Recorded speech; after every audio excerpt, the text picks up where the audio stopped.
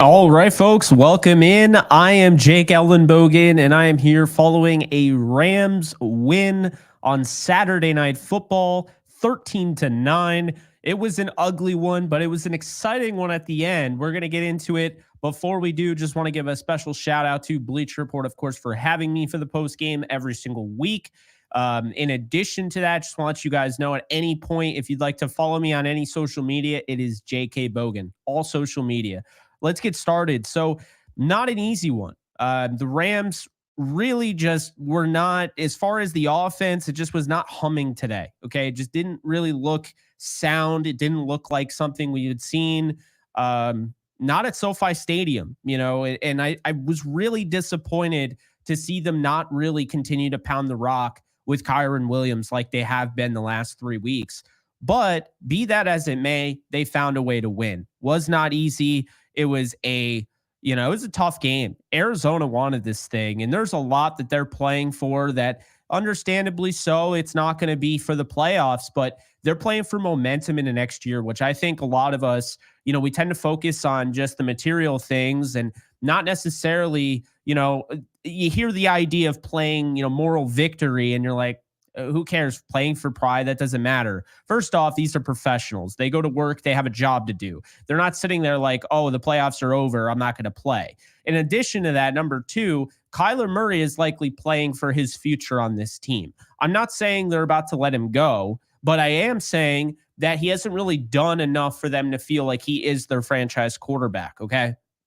And the other thing I'll say is that Arizona is ahead of schedule. I've said this all year. I understand this isn't the type of season maybe they were looking for, but 7-9, I had them going 7-10 this year. They have a chance to win 8 games, which is one above where I had them. They have over $100 million in cap space. So you have to end the season on a high note. And I feel like Arizona really came into this, they came into this with, a fire, I thought. Defense, I thought, played really well on both sides of the ball, but Williams was able to find some momentum on the ground. Puka Nacua didn't even have 60 yards in 2 games against the Cardinals going into this one, ends up with 129, 10 catches on 14 targets. Puka Nacua continues to show that he's not a product of anything. He's very much the number one receiver at this point. They are trying to find ways to get him the ball, whether he's open or not. And it makes sense. I mean, right now, if you didn't know this, he's only played 9 full games, and he's already tied for the most 100-yard games of the season for all wide receivers. So kind of incredible stuff there from Nacua. I have some complaints about this offense, though. Thought Stafford missed some throws that he normally doesn't miss. Thought you saw Sean McVay get really conservative with the short passing attack. I think McVay was so focused on trying to get Stafford going that I think he just totally forgot about the run game. Blake Corum had 3 carries for -4 yards, didn't see him again. And then Kyron had 9 carries, I believe, going into the fourth quarter. This game was way too tight to have one of those games where you have Stafford running the ball 7 fewer times than Kyron Williams. Okay. That's just the reality of the situation. Want to see more Tyler Higbee being used. I think he's clearly a mismatch. He's going to help out in the passing game. No idea why he wasn't used as much. They tried to get Demarcus Robinson going. That hasn't worked the last few weeks. It didn't work again. Parkinson, Davis Allen. He had Davis Allen on the seam buster over the middle. Just missed him. He missed an open cup. In addition to that, Jordan Whittington. I want to see him get more opportunities. We saw him at fullback. We saw him lined up kind of all over the place. Great blocker. But let's not forget, when he was playing, he was literally leading the NFL in yards of separation per route run. So he was literally separating better than anybody in the league. And then guys got healthy and he stopped getting opportunities. Cooper Kupp, 1 catch for 29 yards, wide open downfield. But I do think that there is an issue right now, and the offense is being held back because Cooper Kupp is not generating the separation he used to generate. So I think at this point in time, the Rams really have to find a way to get Jordan Whittington going. They have to find a way to get Tutu Atwell going. There needs to be more Whittington. And, I understand it's a sad conversation to have, Cooper Kupp is still a talented receiver, but he's really having a hard time separating. Guys are right on his tail now. That didn't used to be the case. You can tell that ankle over the course of the last 2 years is starting to affect him. But just seeing Tutu Atwell used as a decoy, I don't love it. I want to start seeing him get going. This season could have been over if he drops that fourth down conversion against, I think it was the Bills. So look, he's been key and critical in moments, was leading the team in receiving yards in the first, 11, 12 games. And now we're not seeing him. So I think just right now, the offense is very predictable. They try to get to Puka Nacua any means necessary. That's about it. They might run it in the ball with Kyren Williams. If they do, they might have success. If not, they might not. Stafford hasn't looked great the last, ever since the Bills game. Stafford has been off. But of course, 2 of those games were open air in the elements. This time, though, at SoFi, I expected a little bit more. So I know we're going to address the elephant in the room. I see you guys, and I appreciate you.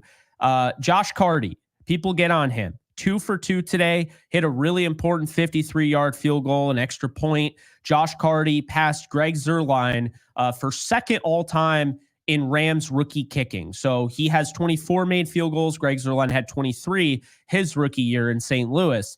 Frank Corral is the only one that has more, and I believe he has 29. So there is a chance he could pass him, but you would need a 6 field goal performance out of Josh Carty next week. I don't know if we're going to get that. In addition to that, thought you saw some great things from Xavier Smith and Jordan Whittington on the special teams. Okay, that's very important. Michael Hoyt with, I don't know if it was his third or second block. It feels like it was his third. Michael Hoyt has been everywhere this year for this team. He's been great in the cheetah role, cheetah package role as a pass rusher, an additional pass rusher on the field. I understand people get on him in coverage. He's really not supposed to be in coverage, but regardless, he's been huge in special teams. And keep in mind, do not forget how we got to this point.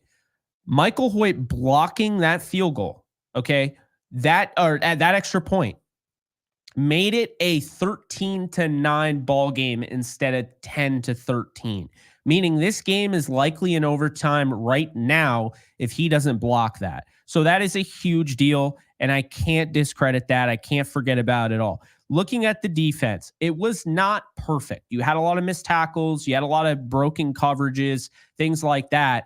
But when you only give up 9 points against your team, a rival team that put up 41 on you to start the season, well, you have to feel really good about it. I thought the defense played really well. I just think they had their moments of missed tackles and what have you. But how about Ahkello Witherspoon, 2 pass breakups, the game-winning interception, hell of a play. I really just kind of had a feeling it was coming. He has been excellent since he became the full-on starter.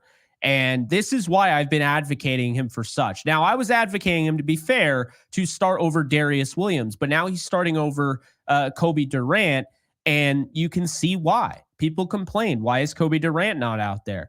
And while a lot of people get on, Ahkello for giving up yards, and look, corners give up yards. I hate to break it to you. Those quick outs, anybody can give up those yards.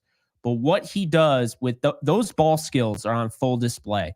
He had a huge pass breakup late in this game. He had a huge pass breakup earlier in this game on the attempt to McBride. McBride was holding him, pushed off, and still made a diving pass breakup. Ahkello was great in this one. He was great against the Jets, going up against a Hall of Famer, and who knows how Garrett Wilson's career will be, but looking really good so far. And he did well against the 49ers, so really well. 3 pass breakups, something that just isn't done very often, and Ahkello has done it twice in his Rams career. So really, you go back to week 2, and obviously it was 41-10 against this same team, but the Rams were playing without their secondary. Darius Williams didn't play. Ahkello Witherspoon, I believe, either wasn't signed or he was on the practice squad at that point. Tre'Davious White was starting. And how about Cam Kinchens? Look, Kinchens got abused in that game, and it's a crazy what a difference however many weeks it's been. I mean, 15 weeks makes on a rookie player. I mean, even 5 weeks turned it around for Kinchens, but Kinchens had a pick in this one, had some big time plays. So you saw a pass breakup from Darius Williams, big time play. Bobby Brown with his, attempt to be Dikembe Mutombo with that block. Cam Curl had a really nice pass breakup, and then the sacks came in bunches. I thought you saw just a emergence where every single week, the last 5 weeks, we'll say, Braden Fisk is getting better and better and better. And he is a player to keep an eye on. I think Braden Fisk is really, really turning it on. I know a lot of people are getting on Verse for not getting sacks and Braden for getting sacks, but I think those two work well in combination. In addition to that, Byron Young had a sack in this one. Kobe Turner had a sack in this one. Defense got pressure. I'm excited to see what those numbers look like, after the fact, and snap counts and all that stuff when it comes out. But look at this. You see the time of possession. This is once again, and I'm not sitting here saying I'm glad the Rams only won 13-9, but it just goes to show you the Rams were, they gave up the time of possession battle by 13, minutes. They got outdone in the total yards game, passing yards, rushing yards, 12 more first downs. The penalties, I thought Brad Rodgers was bad on both sides. The turnover battle obviously hurt them. The sacks they got was huge. But the offense on Arizona's part was so much better than the Rams' offense today. It's not even a debate. But what do great teams do? They find a way to win at all costs. You can sit there and complain about how the Chiefs just always seem to get by. Well, the Rams, regardless of how you want to feel, have seemed to just get by. The 49er game only gave up 6 points. Jets game only gave up 9. They only gave up 9 to the Cardinals. They gave up 42 to the Bills, and that wasn't enough. What I will say is this. People were getting on the defense a lot after the Bills game. Totally ignoring the fact that Josh Allen could win MVP. Totally ignoring the fact that that was just a barn burner shootout. Totally ignoring the fact that the Bills are potentially the Super Bowl favorites here. And they were getting on them for giving up. Well, the defense responded. And on a short week, they only gave up 6 to their division rival 49ers. And then they go on the road in the cold. I was there. It was freezing at MetLife Stadium. And they give up 9. And now here it is. They gave up 9 to Arizona. So give the defense a lot of credit. This has been a dominant performance from them. Yes, you have missed tackles. Yes, you have missed sacks. Maybe you have a coverage bust. But you know what? When push comes to shove, this team absolutely shoves it back in your face on fourth down. They have been maybe the best fourth down defense in the league. I don't have those numbers in front of me, but the amount of fourth downs that they've had to come through and make plays in have been huge. And this is a rookie defensive coordinator. Say what you will. Chris Shula, they'll call some plays that I disagree with.